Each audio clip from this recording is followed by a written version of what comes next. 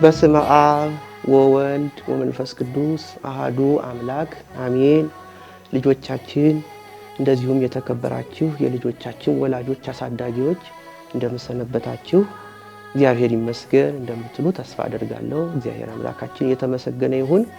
ዛሬ በዚህ አጭር ቪዲዮ የመጣሁበት ምክንያት በልጆቻችን የዩቲዩብ ቻናል ከሚተላለፉ ዝግጅቶች መካከል አንዱ የሆነው የመጽሐፍ ቅዱስ ታሪኮች ከየኔታ ጋር የተሰኘው ዝግጅታችን ሶስተኛ ምዕራፉን በማጠናቀቁና ወደ አራተኛው ምዕራፍ ልንሸጋገር በመሆኑ እንደ መሸጋገሪያ እንዲሆን ነው ይህንን ቪዲዮ ወደ እናንተ ለማድረስ የመጣንበት ምክንያት።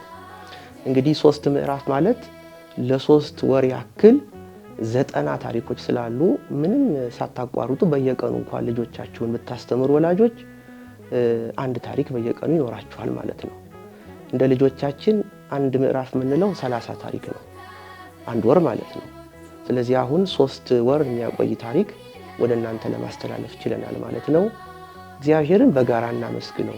በቀላሉ እዚህ አይደረስምና ላለፈውም መንገዳችን ደግሞ ለመጻኢውም እግዚአብሔር ካልረዳን ምንም ማድረግ አንችልምና እናንተም ስለመማራችሁ እኛም በፈቀደልን መጠን አዘጋጅተን ስለማስተማራችን እግዚአብሔርን አመስግኑልን። እግዚአብሔር የተመሰገነ ይሁን። ሁለተኛው ነጥብ ደግሞ እንኳን ደስ ያላችሁ። ይህን ያህል ጊዜ ታሪክ በመማር ቆይታችኋል። መቼም በህይወታችሁ ላይ ደግሞ ለውጥ ለማምጣት ጥረት እያደረጋችሁ እንደሆነ ተስፋ እናደርጋለን። ይሄ ለልጆች ነው መልእክቱ። ወላጆች ደግሞ የሚያግዛችሁ ቃሉን የሚያስተምርላችሁ በየቤታችሁ የሚመጣ ደግሞ አንድ አጋዥ ዝግጅት ስላገኛችሁ እናንተም ደግሞ እንኳን ደስ ያላችሁ ለማለት ነው። እንግዲህ ምዕራፍ 90 ክፍል 90 ወይም ምዕራፍ 3ን አጠናቀናል። አሁን በ91ኛው ታሪክ የምንገናኘው ከዚህ ከፊታችን ካሉት የሆሳዕና ሰሙነ ሕማማትና የትንሣኤ በዓል በኋላ ይሆናል ማለት ነው።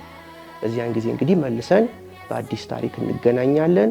እስከዚያው ድረስ ግን የቀደሙትን ታሪኮች በአግባቡ መስማት እንድትችሉ ያለፋችሁም ካለ እንድትከልሱ ልጆቻችን ከዚህ ቪዲዮ ስር የእያንዳንዱን ታሪኮች ማስፈንጠሪያ አስቀምጠንላችኋል።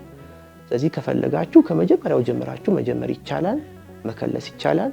አለበለዚያ ደግሞ ወደምትፈልጉት ታሪክ ለምሳሌ አብርሃም ታሪክ ብትፈልጉ አብርሃም ወደሚለው ርዕስ ሄዳችሁ ያንን በመንካት ወደዚያ ታሪክ መግባትና ወላጆችን ማስተማር ልጆችን መማር ትችላላችሁ ማለት ነው። በመጨረሻ ማስተላለፍላችሁ መልእክት ቢኖር ይህ ዝግጅት በየጊዜው ወደ እናንተ ሲደርስ ልፋቱ ቀላል አይምሰላችሁ። መቼም እናንተም ትረዳላችሁ። መጽሐፉ ቅዱሱን ማንበብ አለ። ከዚያ ደግሞ ሌሎች ከመጽሐፍ ቅዱስ ጋር የተያያዙ ሊያብራሩ የሚችሉ የአንድምታ መጻሕፍት አሉ። እነሱን ማገላበጥ ያስፈልጋል። ደግሞ ለቀረጻ እንዲመች አድርጎ ታሪኩን ማዘጋጀት ይኖርብናል። ከዛ ይጠናል። ከዚያ ደግሞ እናንተ ልጆች እንድትሳተፉ ወላጆቻችሁን ማስፈቀድ፣ እናንተም ማምጣት፣ እዚህ ማዘጋጀት ደግሞ ሌላ ስራ ነው። ደግሞ በካሜራ ሙያ የሚያግዙን በኤዲቲንግ የሚያግዙን ደግሞ የራሳቸውን ጥረት ያደርጋሉ። የእነሱም ስራ ደግሞ በመብራት መቋረጡ በተለያየ ምክንያት ደግሞ እክል ይገጥመዋል።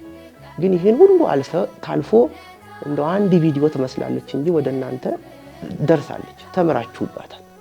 አሁን ደግሞ አንድ አይደለም 90 ታሪኮች ወደ እናንተ እንዲደርሱ ሆነዋል። ስለዚህ ከዚህ የሚደረገው ልፋት መቼም እግዚአብሔር በነፃ የሰጠንን በነፃ ወደ እናንተ ማስተላለፍ ስለሚገባን ከእግዚአብሔር የምናገኝበትን በረከት አስበን ነው።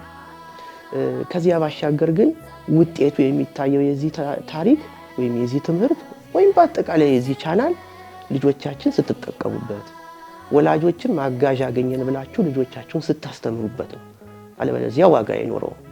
ስለዚህ ቻናል ውስጥ ገብታችሁ በየጊዜው ቪዲዮዎች ወደ እናንተ እንዲመጡላችሁ ለማድረግ ወላጆች ሰብስክራይብ ብታደርጉ፣ የደውል ምልክቷን ብትጫኑ፣ ደግሞ እያንዳንዱን ቪዲዮ ስትከፍቱ ደግሞ አገልግሎቱም እንዲታገዝ ላይክ የምትለዋን ምልክት ማድረግ፣ ደግሞ ሼር እያደረጋችሁ ለሌላ ሰው ቪዲዮ እንዲደርስ ብታደርጉ የበለጠ ደግሞ ተጋግዘን ብዙ ስራ መስራት እንችላለን።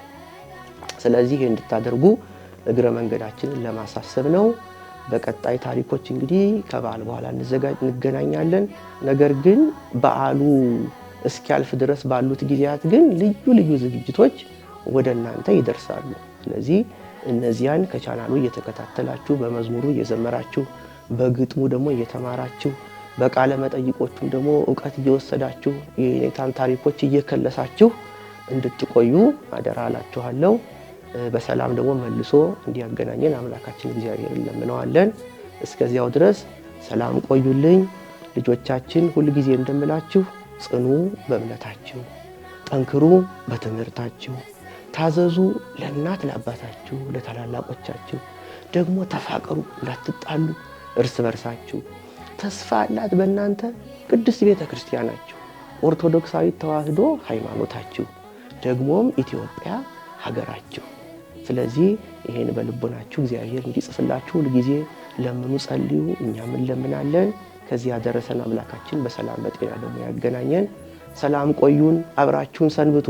እንኳን ደስ ያላችሁ። እግዚአብሔር ይመስገን።